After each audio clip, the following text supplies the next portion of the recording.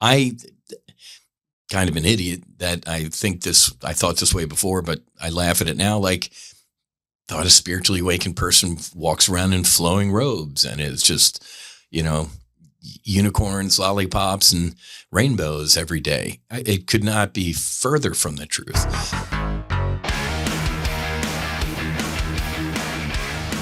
Afternoon, welcome aboard the Max Afterburner podcast, brought to you by the No Fallen Heroes and Sacred Warrior Fellowship universe. I'm in the multi-person podcast space, which is weird. Usually I'm over in the one where it's got windows and I can look outside, so I don't have to look at cameras. This is going to be weird or creepy. Well, or and then I can see myself up here. Or just listen to this thing on Max Afterburner podcast on Apple Podcast, Spotify, Stitcher, all that stuff. All right, before we get airborne, this week, happy anniversary to my beautiful bride. 32 years, 36 total. We dated for 2 years, and then got married in 1994, February 12th, 1994. So, man, just thank you for all you've done, Suze. I don't know if you're going to listen to this one, but man, through the highs and the lows, holding space for me, loving me at times I didn't even love myself. Really learned a lot about true love, eternal love, unconditional love, the love of the Father. That type of, you can do anything and I will still love you. I've never experienced that before in my life until my beautiful bride, the birth of our 3 incredible children, and healing with the sacraments. I felt that unconditional, eternal love just wash over me. So happy anniversary. It was awesome. We had went to the Boca Resort and had a nice spa day and a ritual bath and couples massage and stuff like that. And man, it was good. It was good. I'm just so blessed and honored. And there's no way in hell, 32, 36, when we first started dating years ago, that we'd be, there's no way you can even chart the things that have happened in our lives together. But that's the beauty of it, right? It's always unfolding. Anything, even the lows, served their purpose. They brought me to who I am today and who we both are today. So grateful. I can find gratitude in my suffering. In hindsight, kind of sucked in the middle of it. We all know that, but there's something to be said for that too. Nothing is permanent, right? The only thing that's eternal is God and his love. So if you're walking through the shadows of the valley of death, don't set up camp, man. Just keep walking. Today, I want to take a little bit of a different tact. And I actually, again, you guys know if I prepare, something's going on here, because I usually just like riffing it here. Doing a lot of podcasts recently, and Teresa's just incredible. What a gift from God. Teresa, our chief steward, our lead steward. My God, what an incredible, beautiful soul, incredible human.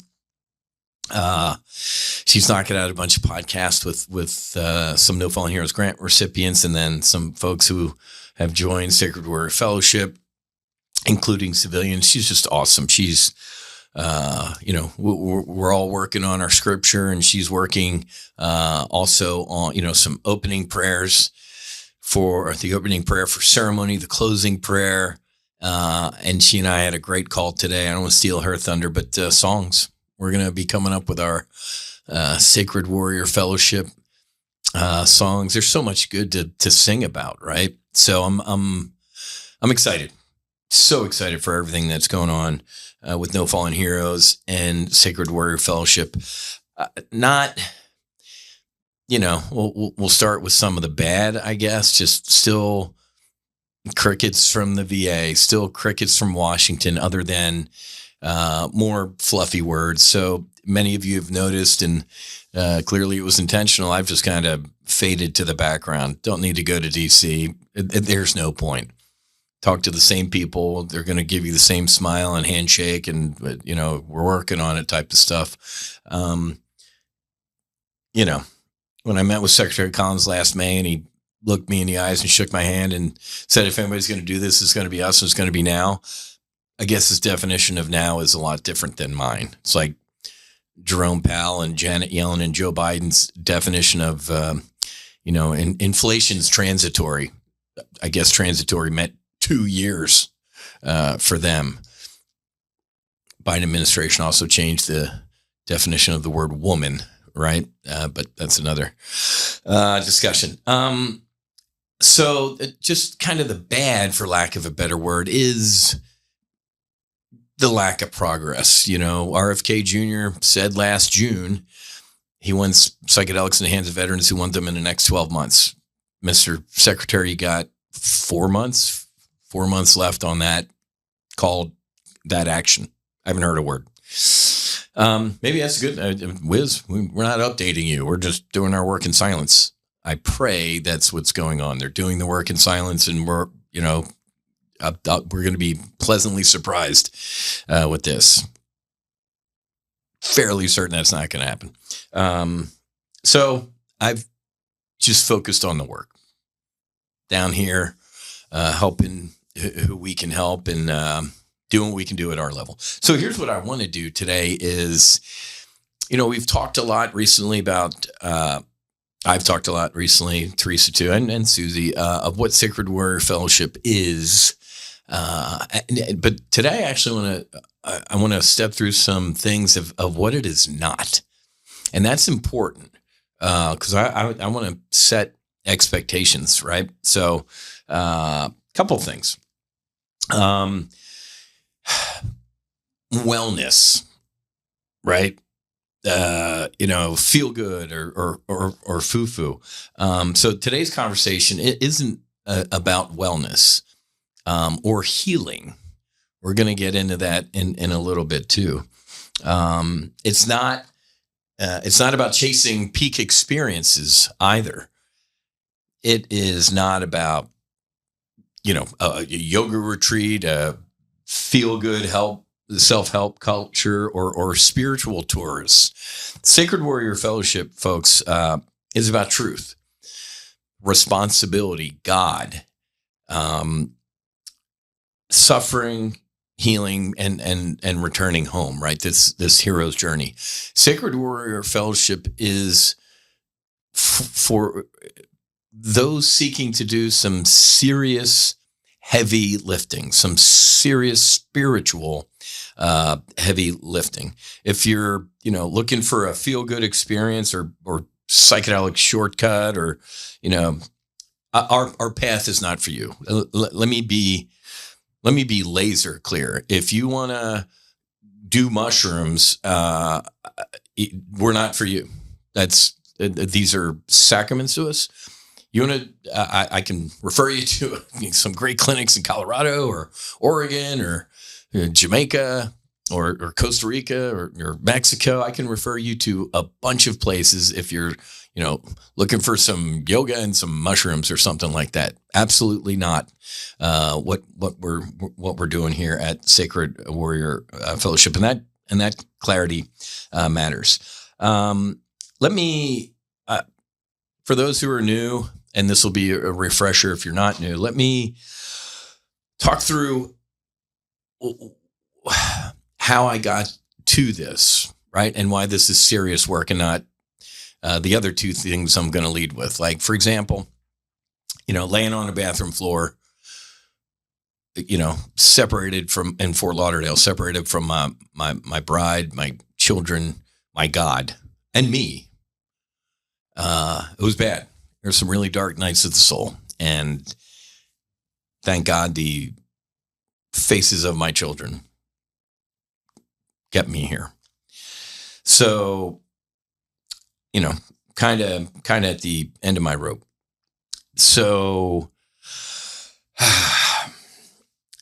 a friend at the time said, man, you're a mess type of thing. Why don't you try yoga? Hot yoga. There's a hot yoga place right down the street from where you're living in Fort Lauderdale. You can walk. Man, I laughed. I said, if I saw me doing yoga, I'd kick my own ass, right? Women do yoga. Are you nuts? And it's an ego, right? So I clear as day, I remember this in running.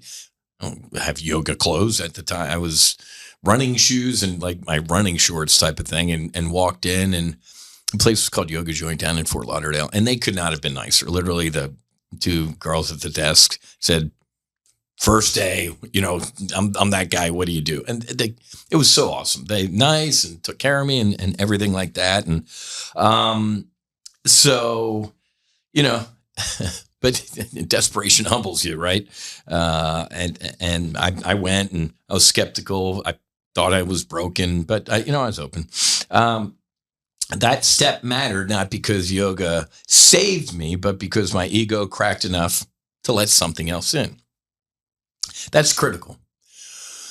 It doesn't get any more ego than a United States Navy fighter pilot. Here's type A, and then infinitely in that direction is a Navy fighter pilot. The ego doesn't get any bigger than that.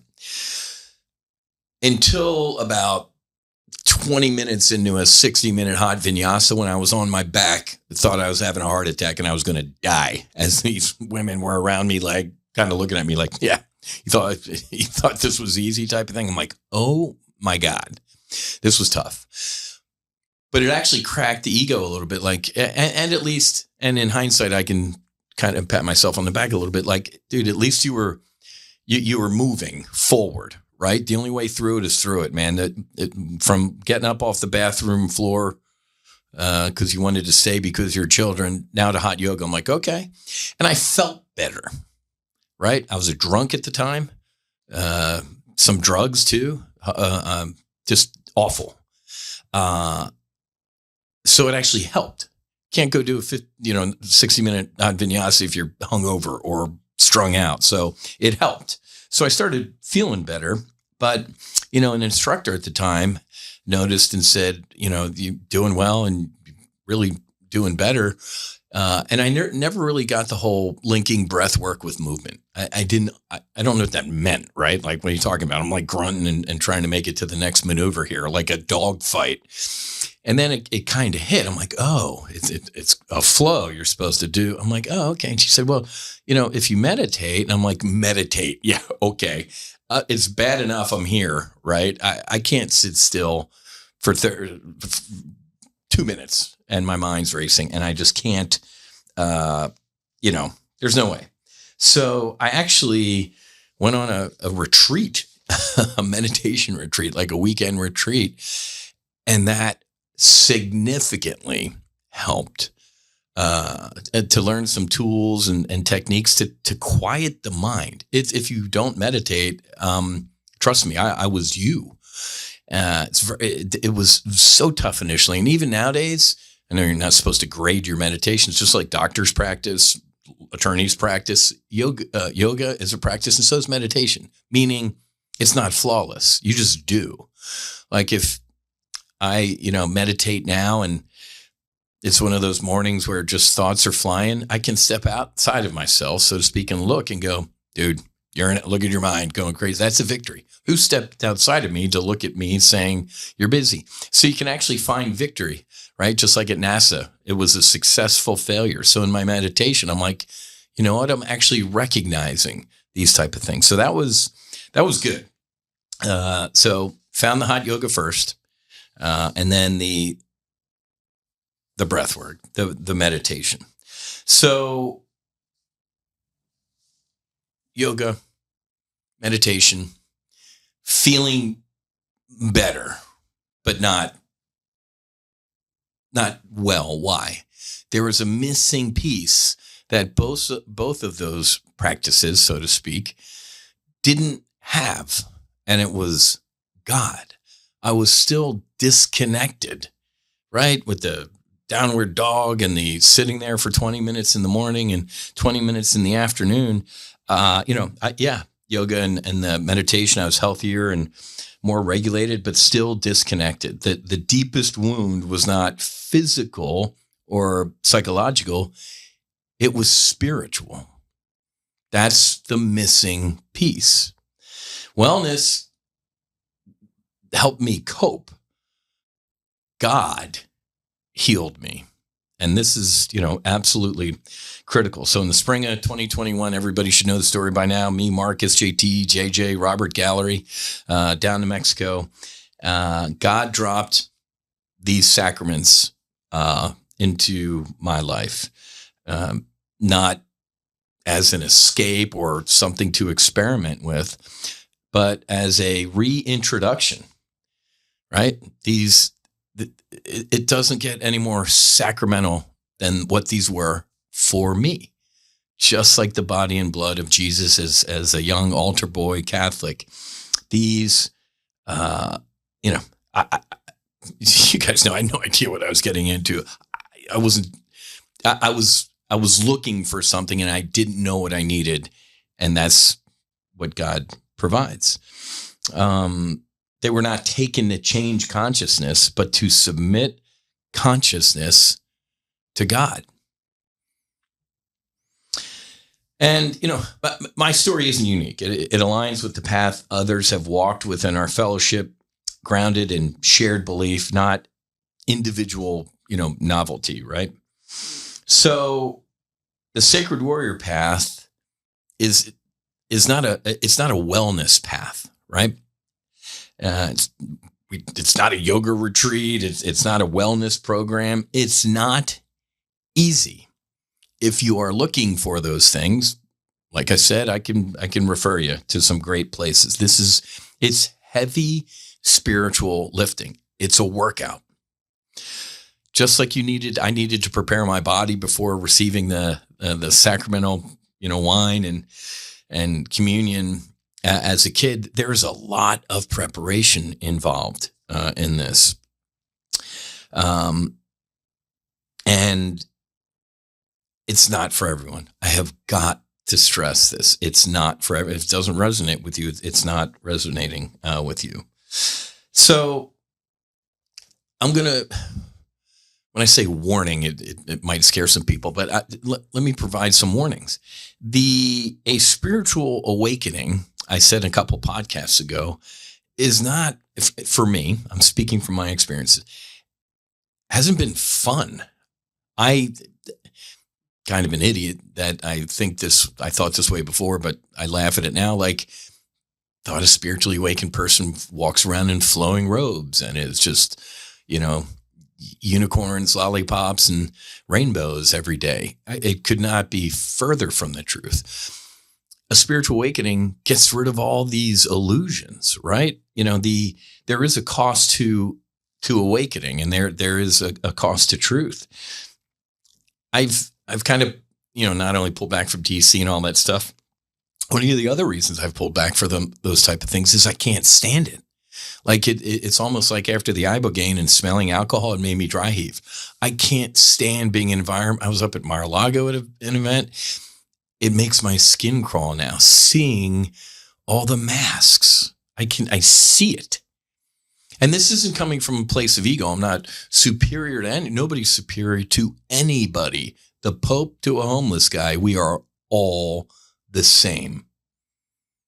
God is superior, but seeing all of the masks and seeing the performances and seeing, sadly, everybody living in this world of illusion, it's draining to me.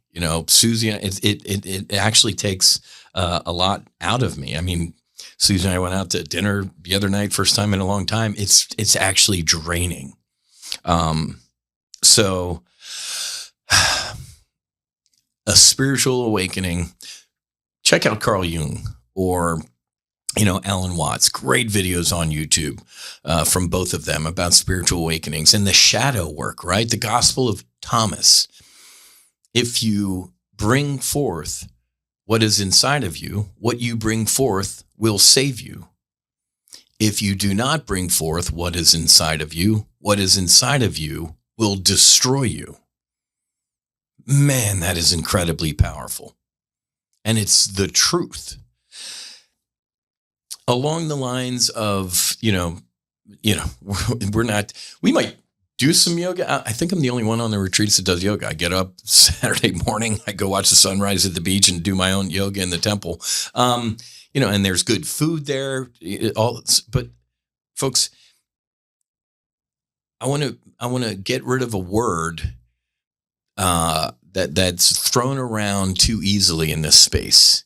Healing. Let me start with the definition of a healer. What does a healer do? They don't heal. I want that to sink in. You would think if I asked you, what do you think a healer does? You'd be like, duh, they heal. They can't. So throwing around the word healing, let me at least speak from my experience. That next morning, after sitting with the sacrament for the first time, May 21st, 2021, the day I was born again,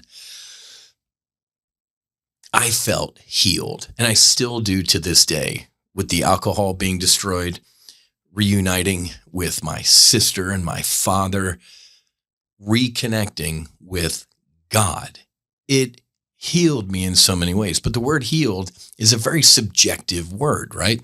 The Stanford Ibogaine study with the 30 Navy SEAL vets, and 80% said they were, healed or clinically. Man, when you throw around the H word, it can be very, very dangerous. First of all, who's the only person that can discern if you're healed? You. You're the PIC. You're the pilot in command of your aircraft. Ain't nobody else. You are a single seat fighter pilot, right?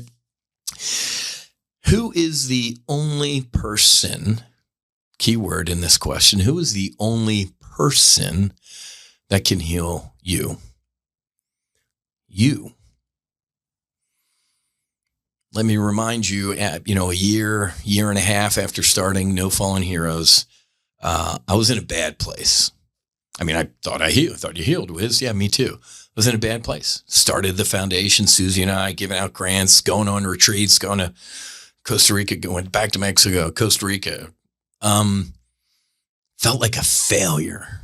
I was failing. I'm trying to help all these, heroes heal, and they're not that he's not, or this, or man, I was in it. A lot of ego, like you're failing. And then we went to Costa Rica, and when I sat with Iboga, the actual root bark sacrament, there was God. Again, what do you mean again? He never goes anywhere. He's right there, man. No, he's right here. But you know what I'm getting at. It was kind of like he was so happy to see me again. Thank God. But I remember telling God, like, I am failing you. I'm failing. I'm trying to help all these people heal, and it's just not working. And I'm so sorry. And I'll never forget this. He said, Matthew, you can't heal anyone. That's my job. Man, that went like a rush. Just like the first time he took all the sin, the regret, the shame, the drugs, the alcohol, the depression, washed all that away. That feeling of failure, of trying to help people heal, it was gone. It was like 100-pound rucksack I'd been carrying for a year and a half, trying to help people heal. He said, son, keep doing what you're doing. I love what you're doing. Carry them, walk with them, push them to the door. Then they have to want to heal. And if they do, I got them. So, buddy, love you, man. But I take it from there. But they have to want to heal. So I want to be clear, because, I see a lot of shady stuff flying around in the space, which is sad. I'm going to remind you, Sacred Warrior Fellowship cannot heal you. Susie, me, Teresa, we can share our experiences. We can have ceremony. We can commune with the sacrament. You are the pilot in command of your aircraft, not me, not anybody else. And you have to want to heal. What's the verse? Ask and it shall be given, knock and it shall be opened. God's right there, right there. You ever, what's that picture of God reaching down to Adam? You ever see the discussion about God's finger is out and Adam's is kind of limp a little? And I've seen it, like if he had actually put his finger out, he would have touched God. So there's something to be said in that. Like, I'm here. Just say the word. Wow. Say the word and you shall be healed. So I want to be brutally clear because, again, when I started this, the middle of last year, there ain't no church checklist, right? And well, let's be clear. That's a good thing. I'm bipolar. I'm glad and I'm not glad. What do you mean? I'm glad there's not a church checklist. Why? Because the government can't have a church checklist. It doesn't get any more fundamental than the First Amendment. Congress shall make no law establishing a religion or preventing the free exercise thereof. Laser-like. That's the Moses and the 10 Commandments. And then years later, they had to pass the Religious Freedom Restoration Act because there was, how can you, what part of Congress shall make no law, right? So there isn't a church checklist. But now the court cases and, some people potentially doing bad things, courts have kind of have some kind of checklists and stuff like that. So and we're building an airplane in flight, man. I am literally trying to figure this stuff out on a daily basis and make sure, it's a full-time job. But here's why I'm talking about all this stuff. As I go look at this one or that one and trying to figure out what's right or what's wrong, the word healing, man, and I'm not going to mention any names or anything like that, but if you, Chambros and, hey, we'll help you heal or we'll heal you or come for this weekend and do this and, you can potentially heal. That ain't us. I'm telling you right now, I would love for you to heal and be happy and stuff like that. But man, it's a very strong word to use. And it's a word that only you and the Father can figure out together. Again, we can hold space. I can give you my experiences and help you and do all sorts of stuff. But man, I want to be clear. Healers do not heal. Sacred Warrior Fellowship is not in the healing business. Can that come as a result of all this stuff? Quadrillion %, infinite %, of course, right? But I want to be clear about that because, again, I look at all my nerds, I'm like, man, there's some language and people use that makes me, it doesn't make me anything other than I want to be laser-like and clear in the things that we do.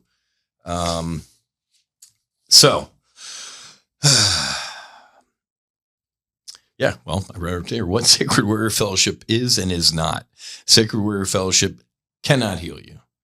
Yoga, meditation are secondary and tertiary tools. Helpful, not primary. Our primary mission through sacred sacrament is communion with God, either for the first time or a reconnection. So let me be clear. We are partnered with No Fallen Heroes. We're sending a guy to Oregon with a grant. If sitting in ceremony with Sacred Warrior Fellowship does not resonate with you, if you're a veteran, first responder, family member who are looking for a grant, we love you. Well, you can go to Oregon, you can go to Colorado, you can, all the places we can ripple off. And that's great.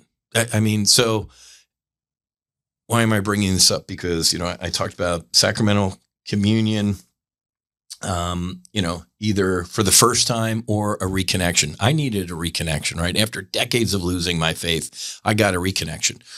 The reason I brought up connection is because we do have, in fact, everybody's welcome in our church. However, you need to agree to do the spiritual lifting, the pre-flight prep planning, the intentions, the question, to check out our scriptures are, I call it my flight manual. There is some,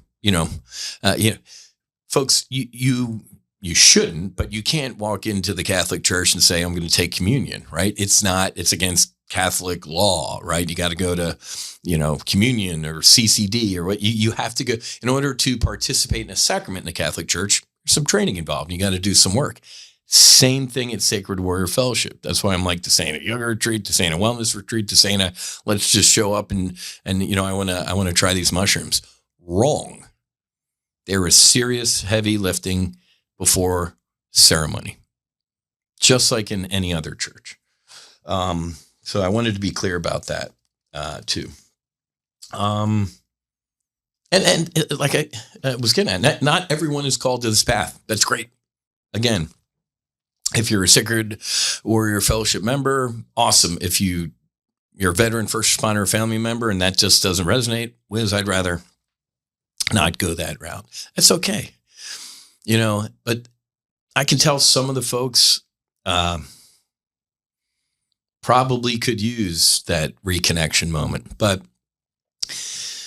it calls to you. If it is, it is. If it ain't, it ain't. It's that easy, right? If somebody's like, no, the answer is no.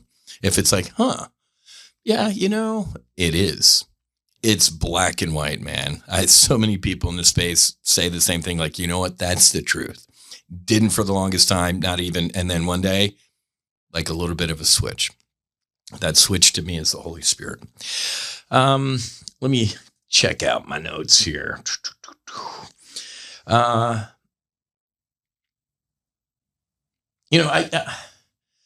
really was the prodigal son, the lost sheep, all those parables, folks, of, Jesus, the shepherd leaving the 99 to find the one.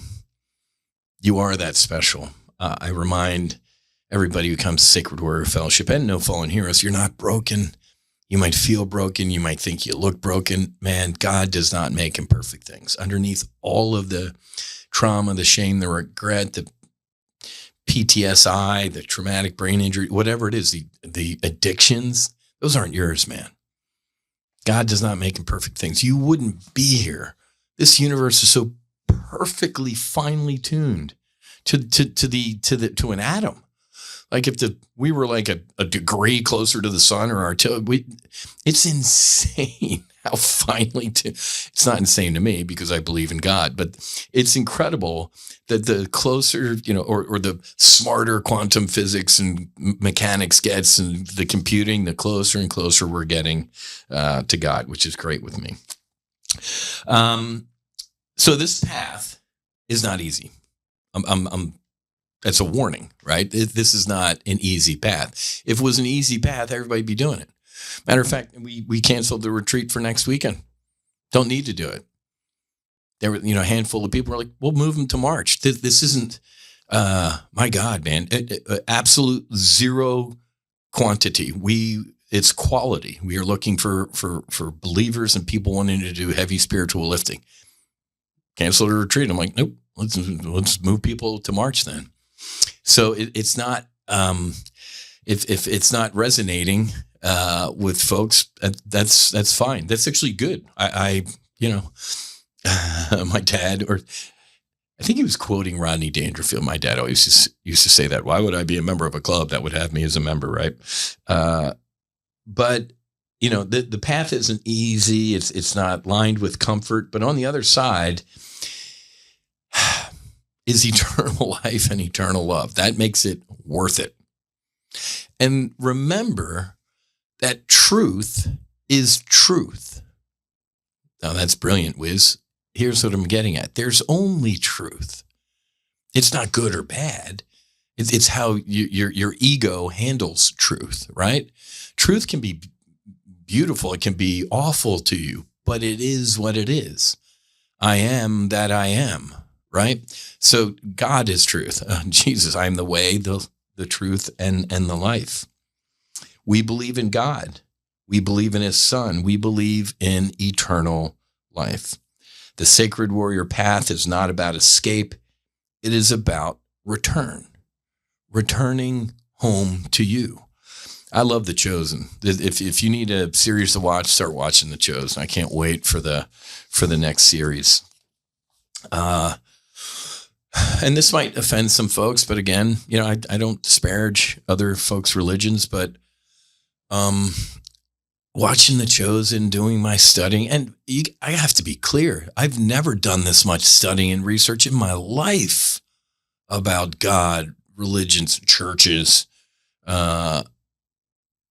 It's funny, I did this in May of 21, and now I'm like backfilling and trying to get smarter on it. But that's the way it was supposed to work, man. There's no way in hell this would have worked any way other than it did, obviously. But in all of my research, and again, doesn't resonate with you, I still love you. The Gospel of Thomas, the Gnostic Gospels that they had to hide. Remember, the Bible was written hundreds of years. A generation at a minimum was when they started writing stuff down. It amazes me to this day, there are still people out there that think Matthew, Mark, Luke, and John wrote those Gospels, right? They sitting there hanging out with Jesus and are all, writing exactly what he said. It's there is not a serious Bible scholar on the planet that believes that, and it was like, well, one of the guys who wrote this one knew the guy that knew. Oh, okay. Now we're you guys played this in kindergarten, right? The game of telephone. Teacher told one person here, and the secret by the time it gets to the last person was completely changed. But could you imagine? It was the Council of Nicaea, right? The Constantine, the Roman emperor, wanted a unified religion across the kingdom. He was done with all the factions and this, and it was. Could you imagine getting the UN today? Not even the UN. Look at our own Senate or House of Representatives. Could you imagine trying to get everybody in a room to come up with a unified, document? It's insane. So, there was so many different elements of Christianity under, as the Roman Catholic Church started to really, really grow. And it sucks because I don't even like that name, Roman Catholic. So that tells you who started it. And you can believe in Constantine having his vision and all that type of stuff. But man, when you do serious research on this, like I have, kind of a political start to Christianity. But here's what I'm getting at. When I read the Gnostic Gospels, like a Gospel of Thomas and some of the other things, to me, it doesn't feel like Jesus came to start a church. Whiz, he said, Peter, you are my rock. On my rock, I will build my church. Well, if you looked at a ton of different ways that sentence is interpreted by everybody type of thing, it's like church was movement type of thing, not like, Peter, you're the first pope. Here's your hat. You'll be in the Vatican someday. Christ, to me, came to awaken us. Like he said, the kingdom of heaven, the kingdom of God is within you. It's not distant. We at Sacred Warrior Fellowship believe that God is within all of, it's everything is God, but you have a perfect piece of cosmic stardust, which is God, your soul, that Christ consciousness, right? This brain doesn't create consciousness. Consciousness is God, the universe. It's the radio station, man. This is your receiver. That's why consciousness, obviously, I believe, continues after, I pray to God, is old and gray and just kind of transitions out, right? My sister Monica, my father, they're at a higher level of consciousness. And Jesus was like, man, if heaven was up in the sky, the birds would beat you. If it was in the sea, the fish would beat there first. That did not sit well with church. They needed to insert themselves. And I get it, man. 10 years ago, me, if I was still, Catholic type of, I'd be like, oh, your new age Christianity, foo-foo stuff and the awakening and, yeah.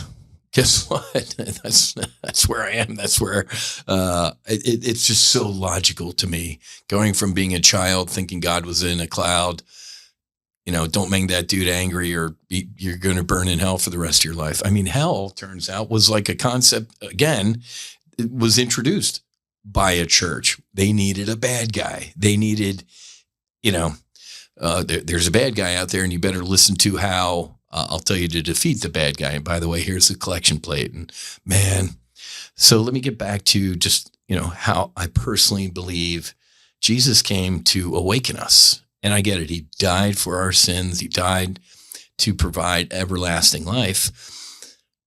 But there were so many things that he left along the way. When he said, I and the Father are one, I do not think he was claiming this massive spiritual chain of command. Like there's God, there's me, there's the Holy Spirit, there's a bunch of saints, there's the Pope, there's cardinals, archbishops, bishops, monsignors, priests, altar boys, and then you, Whiz. No, I and the Father are one means we all are one with the Father. When I sat with the sacrament of 5-MeO-DMT, man, I went from 0 to instantaneously one with God.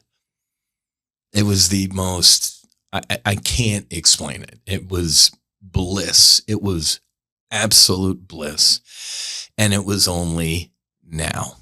That makes no sense to you. And it's hard for me to sometimes lying in bed late at night, staring at the ceiling, like, do you remember? I remember it happening, but I can't feel that again. Why? Because the next time I feel it was when I take my last breath. There was no time. I wasn't looking at my watch going, wow, this bliss has been going on for a while. It's cool, but when does it end? Right. And there was no me looking in the future like, okay, it's kind of blissful. When's it? It was now. And I was one with God and I was one with everything. But here's the cool part. There was still a me, right? Some people have this fear like when you die, it's just, I was a part of everything. But I also knew that there was a me as a part of this everything. So those are some of the things that we share. Teresa, Susie, and I share. Don't believe them? That's okay. There's so many other churches and religious organizations out there. That's what's so awesome about the United States of America. You and a couple people want to get together and say, you know what? This is what we believe. And and what we believe, in my opinion, just isn't that crazy, folks. I've seen the Catholic Church and other big churches, or a Joel Osteen or Hillsong or Benny Hinn or stuff like that. I'm like, oh my God, said I wouldn't talk bad about other religions. I guess I'm not talking bad about other religions, but you know what I'm getting at, that there's a lot to choose from out there. But we walk along the path of the kingdom of heaven is inside of you in the here and now. You're not broken. God does not make imperfect things. We can help you take care of this shell, this ego, right? You all should know by now, what do I say that ego is? Edge God out. The sacrament we use now, psilocybin, it can give that ego a break. Man, your ego needs a break, doesn't it? Let me give this ego a little bit of a break. And once that ego takes a little bit of a break and you can see actually what's on the other side, for lack of a better word, it can be pretty powerful. But as a reminder, to get to ceremony, it ain't, if you're a psychedelic tourist, you're looking for a wellness this or a yoga that or just an experience, we are not for you. Absolutely not. You can check out our articles of faith. You can check out our church constitution. Like I said, I'm coming up with my scriptures, and Teresa's working on hers. We're working on our songs. We're flushing out the formality. But this is how all religious movements start, or organizations starts, right? There's got to, there's a crawl, walk, run. I think next Thursday at 10, I'm doing our first weekly Sacred Circle gathering online, so we can start meeting all of our fellow church members and getting to know each other. I'm just so excited. And then since we canceled next weekend's retreat, because we don't feel need to push it. Why? It's not resonating then. And that felt good, actually. I'm like, we don't, it calls to you, right? And to be clear, you know what? This is a good conversation to have. What time? Yeah, we got about 16 minutes left. Just hang with me. Let me answer a question. You could be one and done with the sacrament. You could. I don't know. I have no idea, right? You have to figure out, you and God, what will heal you. Like, for example, when I sat with the ibogaine and the 5-MeO DMT and I was healed, man, I thought I was going to be one of those one and done guys. Like, man, I am good. I got my life back. Never thought I'd use this sentence. I'm born again. Here comes Whiz. But after sitting in ceremony, holding space for other folks, letting go of demons, man, I've seen some, it's heavy. The stewards at our church, you know, other folks who hold space in this line of work, it's a lot.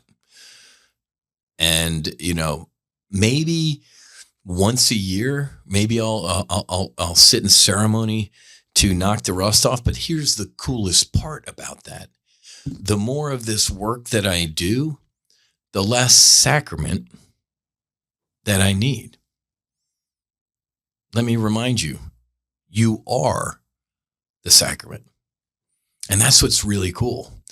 So I was a long answer to a question that I'm answering for people is, yeah, you can be one. This isn't, man, if you're not, I'm not going to disparage ayahuasca or like ayahuasca retreats, but I'll never forget when I got back from Mexico the first time and, you know, whoever I was talking to, but a bunch of people had done this around, and I was mortified. Here's what I'm getting at.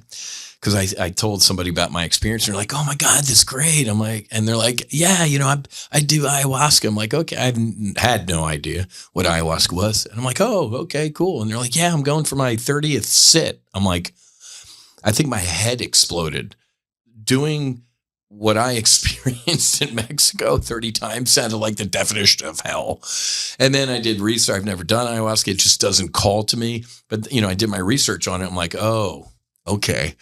But the psychedelic tourism and the people kind of chasing experiences, let me remind you, 5%, maybe even 1%, 1% is the sacrament, the ceremony on site. 99% is what you do with it when you get home. So at Sacred Warrior Fellowship, there's heavy spiritual lifting to prepare for ceremony, but then you got to integrate it with this gift, this beautiful gift that you receive. I have a whole Dropbox folder with screenshots from texts and emails from people. You know, I got my life back, or thank you for giving me my husband back, and, you know, reconnecting me with God, and I lost my faith. It's so getting that stuff really puts some airspeed on my jet. So long answer to the short question that I was answering is, you could be one and done. It's like I said, you're the pilot in command. It's up to you. You sign for your airplane. But at Sacred Warrior Fellowship, there's really no need to. It ain't a numbers game. It's when you feel called, and only you know that. But there's these other folks out there, man. It's just not this. Anytime I've sat in ceremony, for me, it ain't fun, man. To be honest with you, it's a lot of prep work, like we've talked about. I've had some incredibly powerful experiences, and this is just not something. So it's interesting because obviously in the Catholic Church every Sunday, you know, bread and wine, or geez, there's people that go to Mass every day in the Catholic Church and do a sacrament. It just depends on the sacrament, right? It depends on the church and the organization and that battle rhythm. We are not in a, man, who's that? There was what was it? Oh, Soul Quest. It was an ayahuasca church, like up in Orlando, man. It was like okay, the 5 o'clock sits over with, everybody out, the next group of people. And I'm like, oh my, I watched that, forget the name of the documentary, and somebody ended up dying up there. I'm like, oh my God. And they were kind of doing the, we're the church thing, man. I was making millions of dollars. Listen to me. You get any sort of Chambro vibes, you get any sort of numbers vibe, quantity over quality, run. If you're looking into an entheogenic church, man, do your research. If there is no heavy lifting required, if there is no getting on board with what that church believes, if first of all, do they believe in anything? What's their ethos? What do they believe? As we've stepped through on this podcast, I'd be very, very careful. This is not for the faint of heart, folks. Again, and I think I've beaten that dead horse, but it came to me the other day. And done a podcast in a while. I'm like, you know what? Let's talk through what we're not. I keep talking about what we are, but I think it also does a good service of saying these are the things that we're clearly not. But I'm so excited. I'm so blessed to have my beautiful bride, my kids, to have this mission of supporting people in their journeys, in their spiritual awakenings. Again, I'm going to stress, I can't heal you. I can't. There was one dude that walked the planet that could do that, and look what we did to him. You can heal you. I promise you can heal you. You have to want to. I can't see what's in your heart. Susie can't. Teresa can't. Only God can see what's in your heart. It was interesting that, what was his name? Scott Adams. You remember the guy who wrote the Dilbert cartoon? He died a couple months ago. I think it was around or right after Christmas. Merry Christmas. And a couple months before that, he had kind of made a little bit of a, hey man, I'm going to try. I'm going to give my heart to Christ, or, it's better for me to try. And, if there's nothing, I won't know it. If there's something, then the amount of judgment and hate that guy had, like, fairly certain there's a lot more, again, supposed to be the most tolerant religious people and nice, were excoriating this guy. I'm like, is it lonely up on your cross, folks? Nobody knows what is in this man's heart but him and his creator. If he's truly saying, man, I believe, he's saved. It was just so incredible to see this, the outrage towards this poor man who was dying of cancer. Let me remind you, one of the times I got smacked by a Catholic, by a nun. I'll never forget, it was this type of discussion. Like, if somebody, the worst person on the planet, truly repents in their hour of, before they die, they're in heaven. And of course, wise ass Matthew Buckley, so Sister Mary Catherine, Adolf Hitler is in heaven, could be in heaven right now. Yes, Matthew, moving on. I'm like, the guy killed 6 million Jews, and you know me, poke, poke, poke. And, years later, he could be. I doubt it. I doubt he really, but in your, where do you think I found God? On the bathroom floor, man, on my way out. I found God at my lowest. God usually doesn't, people when they're at their highest and everything's going great, usually most people aren't too aware of God and whatever. Man, I am. I'm like, thank you for things going right. In my lowest, now I can say, God, this kind of sucks right now, but thank you for it anyway. Right? But I remember thinking, man, if that dude laying in the bunker literally got on his knees and said, I cannot believe I did this. It finally hit him and he begged for forgiveness. Ask and it shall be given, man. I know that's going to sit so wrong with so many people, and I get it too. I don't know if, obviously, in this example of using the worst person in history resonates with you, but here's what I'm getting at. Forgiveness it's there. you have to ask and you have to be. Let me, because my iced coffee here is starting to melt. Let me share with you. It was a like court TV or something like that. There was a young kid, and he had murdered this other kid, and they looked like Indian.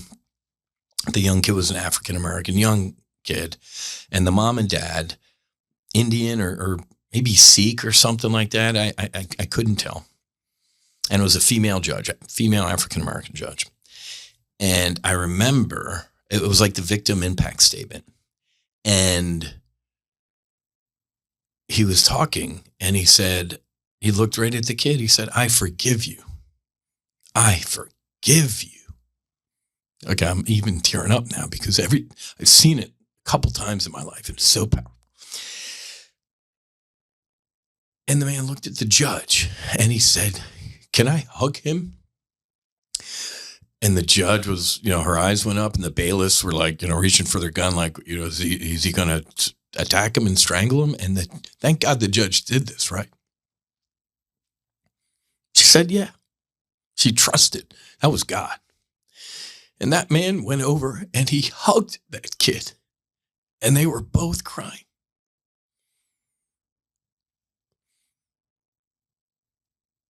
If God can forgive, I'm fairly certain we all can too. There is nothing you can do in this world to make God stop loving you. I promise you. I could promise you. Especially just speaking from my own experience and just feeling like a complete waste of life. That's what we believe at Sacred Warrior Fellowship. And that is available for you. And we can help you maybe get there. No promises. No foo-foo words or healing or downward dogs or anything like that. Serious work. If this is the work you want to do, I promise you, there's some pretty cool stuff on the other side of it. Everlasting life sounds pretty cool and just puts a smile on my face. I have no idea, to be honest with you, if any of this podcast makes sense. If you stuck with me this far, thank you. I'm honored and humbled by you, by your support. If you ever have any questions, man, give me a call. Shoot me. Whiz, WHIZ at nofallenheroes.com, man. I'm 24/7. I'm used to getting calls at night. People, I'm here. If I can do anything to help you, I'm here. Even if Sacred Warrior Fellowship, that doesn't resonate with you. If you are, I'll use the H word, if you are seeking healing, man, there are some great places. Oregon, Colorado, New Mexico's coming online. I saw the Garden State, Jersey, doing some psilocybin work. More states are opening up, but those are clinics, right? When you go to a clinic it's a clinic, man. There might, a lot of these places are BYOB, bring your own Buddha. Clipboard, there's your eye shades and a couch. In a clinic setting, it can kind of be a cool looking setting, but it's still a clinic. If this calls to you to be in our temple at Sacred Warrior Fellowship, I mean, I throw on for ceremony, my crucifix and my ceremonial white garb. We wear white for ceremony. It's rebirth. It's purity. It's an awakening. We have our crucifix on our altar. We have our Buddhas. We have our flowers. We have all sorts of stuff. Maybe I'll save that for another podcast. It's so funny. People think, well, Buddhism, is it a practice? Is it a religion? Hell, man, I read this great book by a Catholic priest who's a practicing Buddhist. He's like, Buddhism makes me a better Catholic and priest. So there's so much confusion out there. It's so funny because I had a crucifix and my Jesus candles on the altar during one of our retreats, and there was a Buddha statue. And I love people on social media, man, but some lady took a flamethrower, like, what's that type of thing? I'm like, oh boy, here we go. Grenade, right? So look into Buddhism. It's not the Buddha is not Jesus or anything like that. So it's a little bit of a Reese's peanut butter cup. Buddhism can overlay all sorts of religions and practices. So there's so much, just Google that. Like, what's the difference between, is Buddhism a religion or something like that? Okay. Didn't mean to end on that note, but there's your homework, for next time. So yeah, next weekend, retreat canceled, but the stewards, are doing an offsite and actually doing training. So there you go. There's even more stuff. We are doing offsite training, working on some scripture, working on procedures, emergency procedures, formalizing and getting our ducks in a row. It would be so cool to look back on this and say, man, do you remember those days when we had no idea what we were doing, and now it's grown into something really cool. So thank you, God, for providing me with this opportunity. Thank you all for listening, for watching. Please like, subscribe, share. And like I said, reach out to us, reach out to me if you got any questions, need any help or concerns. You can always go to nofallenheroes.com, donate to help us with funding grants. Folks, it is awful. I know the jobs numbers came in strong this week. Inflation came in lighter. It's awful. The fundraising environment sucks. This is the toughest it's been, man. This is bad. So we're on fumes, which is another good reason we have the church, is because Susie and I will just eat it. We got you. We'll see what we can do, man. It'll be easier for a camel to pass through the eye of a needle than a rich man to enter the kingdom of heaven. You're not a pharaoh. They're not putting all your stuff in your tomb when you go. So, but if you can, throw some shekels over. You can also donate to Sacred Warrior Fellowship as a 508c1a. That helps too. Our civilians help fund our veterans and our first responders and their families. Okay, guys. Thanks again. If you made it this far, well, even if you didn't make it this far and you're not listening or watching, I still love you, but I love you. Have a great rest of your day. Happy hunting. Make sure you're hedged. And Whiz out.